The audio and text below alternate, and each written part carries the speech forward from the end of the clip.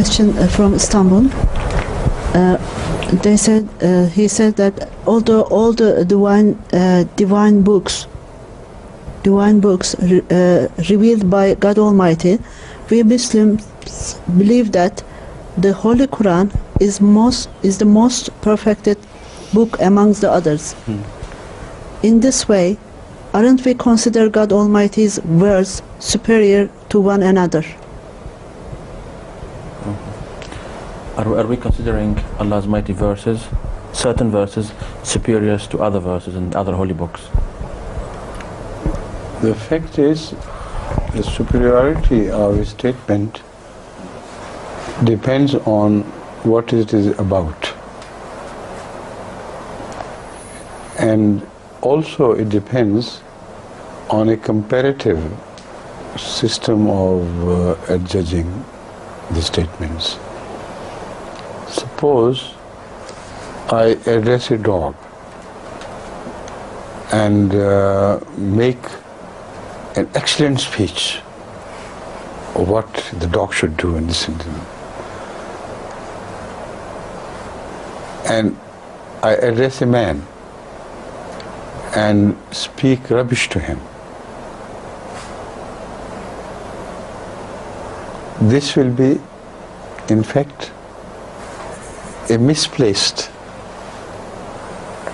statement, and in both places it would be wrong. But if I do the vice versa, if I convert it if I apply the second statement to the dog and the first to man, then my speech will be excellent when it is addressed to man and will not be rubbish, despite the fact that I speak rubbish to the dog, because he doesn't understand the human words and human expressions. All he needs is my temper, which goes with the rubbish. All he understands is the temper. So if I speak rubbish to him and show my temper, otherwise, this will be an excellent address. So which one will be better? Evidently, my address to humans, which will be excellent, compared to my own address to dog, will be considered better and higher placed. So this example I have built to make the contrast between statements. But in reality, when Allah addresses people, they are also humans, they are not dogs. But they are humans of a lesser understanding in the certain context of their age. They are less developed, they have less developed minds. They have less developed social systems. So any address to them should be exactly in accordance with the prevalent situation in which they exist. Their minds, their development, their understanding, the human knowledge as it is found at that stage will all have to be taken into account before a statement is made by God and a divine teaching is revealed. Now when man is advanced to the highest level to which he is meant to be advanced, when the civilization has evolved to the maximum, when sciences have evolved to a degree where there is no possible comparison between them and the sciences of the earlier stages. The comparison is made only to show the difference, otherwise they don't relate to the same thing. The science as it existed of cosmology, of how the universe is created and how it is made and how we see them, that science of 1,000 years ago is absolute rubbish as compared to the same science of today. So if a book is revealed in an advanced stage which covers a long period of human progress, if that book is compared, however divine, another book may be, if it is compared by another divine book of earlier periods, you can evidently call the first case of a book of highly advanced stage to be a much better word of God than compared to his word which applied to the earlier stages of man's development. So the difference is not between the word, the difference is between the context in which the word is revealed. That word will be perfect only if it takes care of the relevant situation. If the situation is primary, the word should also be primarily understood.